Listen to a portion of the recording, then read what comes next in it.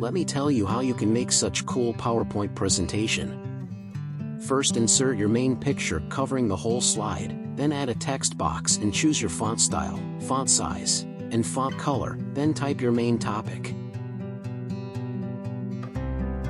Then, put the text in the middle of the slide, and duplicate it by pressing Ctrl+D.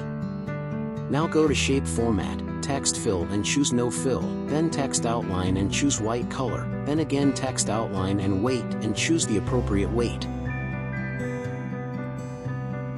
Now open your Chrome browser and search Pexabay and click on pexabay.com. Search ink and choose Video and hit Enter. Scroll down and find a video in which inks are splashing, and download it to your PC. Now, went over to unscreen.com and upload your video.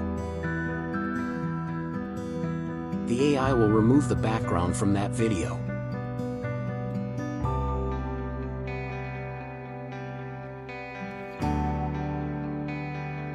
Then, download the video as GIF. Now, click on Insert and insert that GIF. Then, select the outline text, shape format and bring forward. Place the outline text over the main text, and adjust the GIF to fit the sides of the slides. And now you are done. Thank you for watching this video, and subscribe for more such amazing videos.